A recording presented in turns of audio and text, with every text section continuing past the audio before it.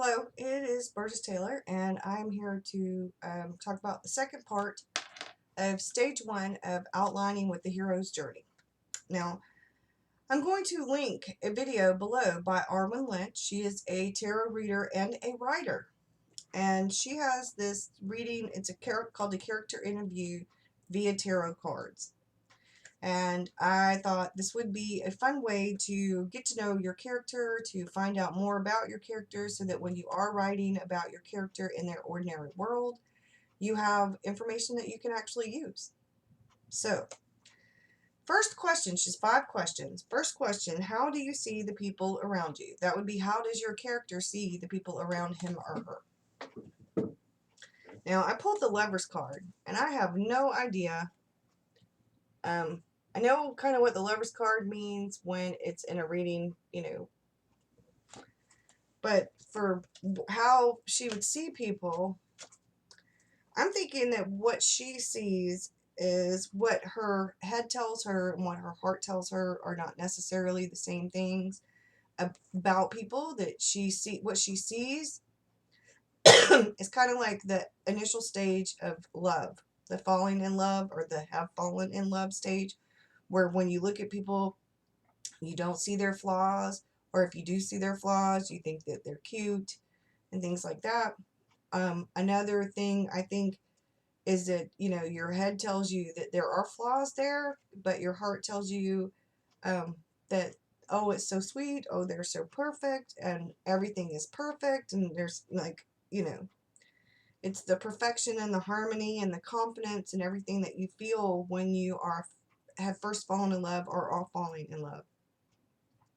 And for her, regular normal people that aren't magical at all, that have no supernatural powers, or that, she is in love with the normalcy of all of that.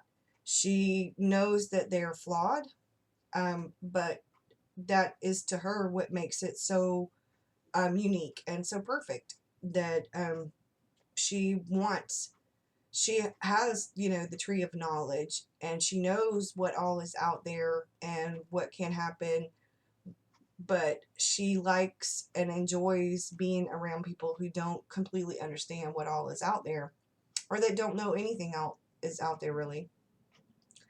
And she sees a lot of people, the normal world that she has escaped to, she sees that as the way that with rose-colored glasses, in a way.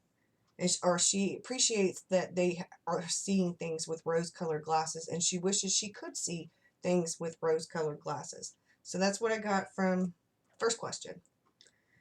Number 2, how are you seen by the people around you? How's your character seen by the people around her? And for this one, I pulled the Hermit card, which is very appropriate. That's actually what is kind of on here. Here's the Hermit card. And what people see her, they see her as a loner. They see her as analytical, as quiet, as like she's pretty much unassuming. She's laid back. That, she's more concerned with the results and facts and stuff. She's not very dreamy or sentimental, or she's very much a withdrawn, solitary kind of person. They also view her as wise. And hers also related to writing. And they definitely see her as a creative person. Writers often have solitary lives. So when people think of writers, they automatically see somebody sitting at a desk in a room all alone, hunched over a keyboard or a typewriter. And that is definitely true most of the time. I prefer to write alone in the quiet. I can write with people around, it's just much harder. So, question number 3. What is your most important goal? What is your character's most important goal? I drew the Queen of Pentacles for this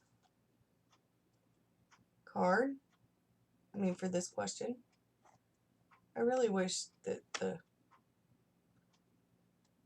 so she's holding the pentacle.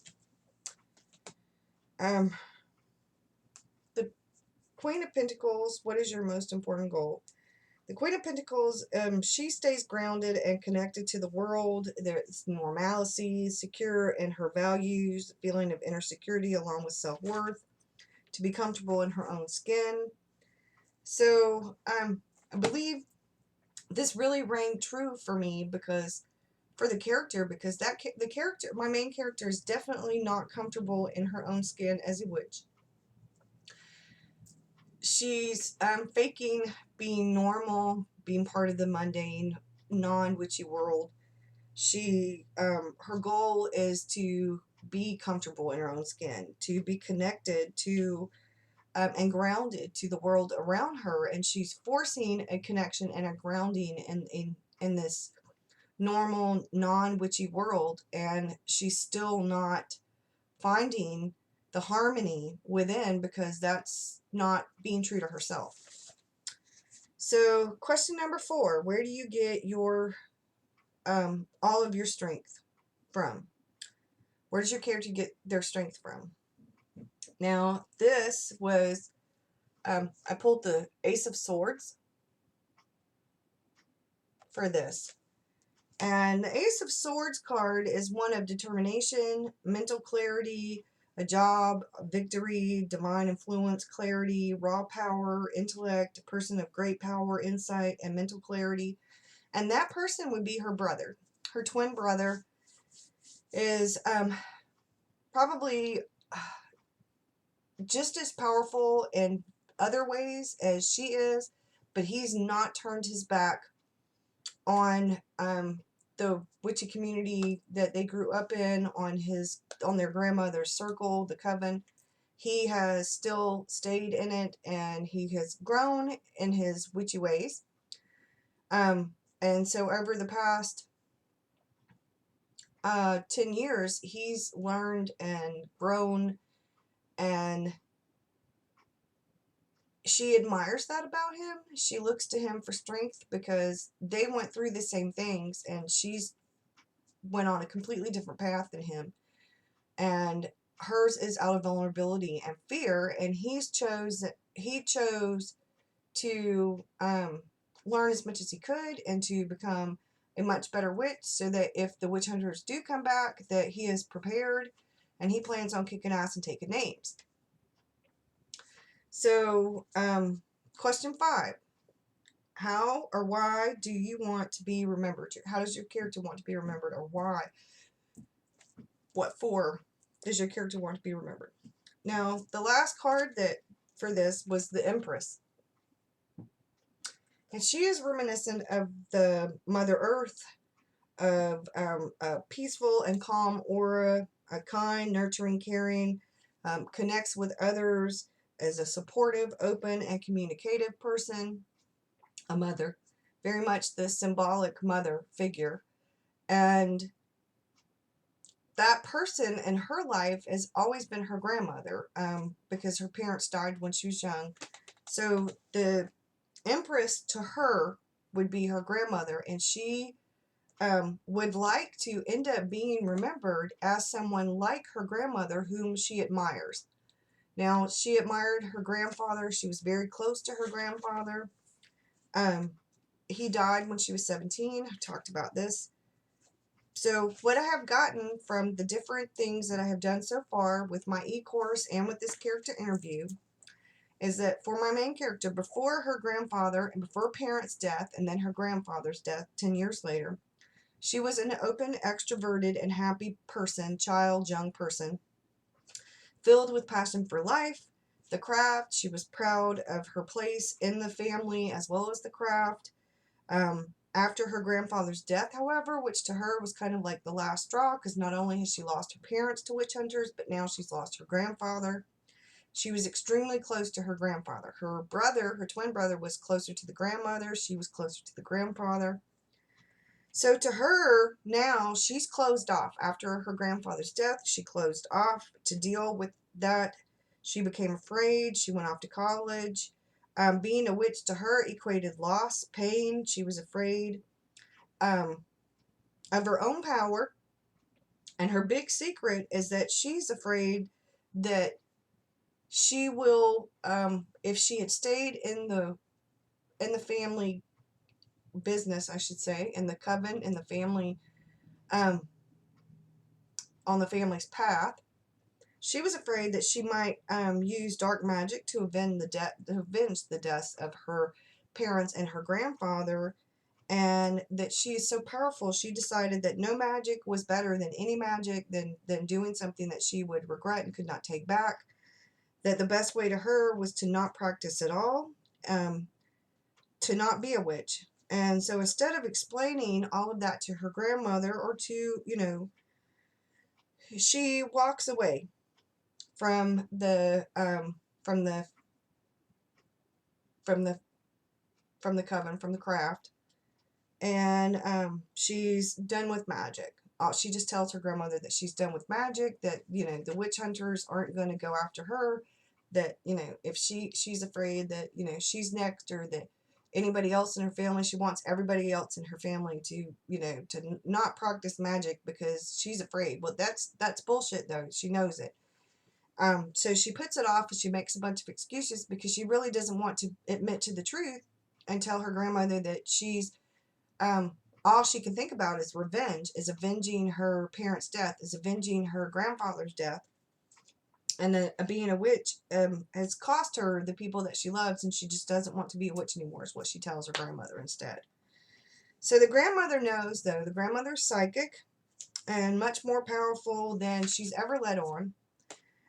My main character goes to journalism school. She ends up becoming a journalist. Like I said, she debunks and exposes supernatural paranormal hoaxes as frauds, and she feels like the public has a right to know the truth. And by the end of the book, she hopefully will realize that people have a right to know the whole truth, not portions of the truth that you think they should know, but the whole truth. So what's real and what's fake. If they need to know what's fake out there, they also need to know what's real out there. You have the light and the dark, good and the bad. You have to have balance. With everything, there comes balance. And so she will expose, at least hopefully before the end of the novel, or by the end of the novel, at least one of the witch hunters.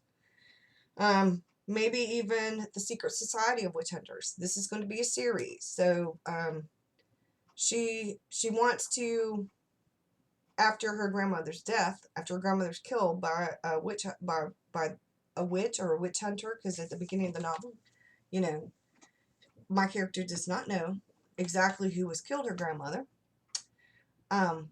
She wants to expose the person who kills her grandmother. She wants to have justice. She wants to avenge her grandmother's death. And she realizes that, there has to be a balance between the light and the dark, that there has to be a balance between what's true and what's not true, that if you're going to expose what is fake, you have to expose what is real. And so that's where I'm at. Now, what I wanted to talk about is not so much like tarot. This is a fun way for me to figure out things about my character and to learn more about the hero's journey. And the e-course I'm participating in, like I said, is by Arwen Lynch, and she is a tarot reader and a writer. One of the other things that I find really interesting is that the more I work with and I read information about the hero's journey, or in my case, maybe the heroine's journey, the more I like how this is done. One of the things that Arwen lays out in her e-course is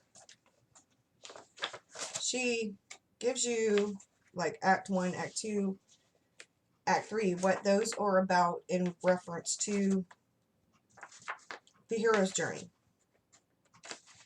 And Act 1, it says, but it's a breakdown by Vogler of the 12 steps for the hero's journey. Act 1 would be departure and separation. Like I talked about in the first stage, Act 1, Part 1 is the ordinary world. The next part is the call to adventure. Number 3 is the refusal of the call. Number 4 is meeting with the mentor. And number 5 is crossing the first threshold. My next video should be about the call to adventure. And like I said, I needed to do a little bit more character stuff in order to get to the part where I would be ready to start. I need to completely get everything together for the ordinary world. And I'm working on that outline, and I'm really excited. I am ready to delve into, so that November can't get here quite fast enough for me. But at the same time, it's going by a little bit too fast because it is right around the corner and I need to finish my outline. So, happy writing, and I will see you soon. Thanks.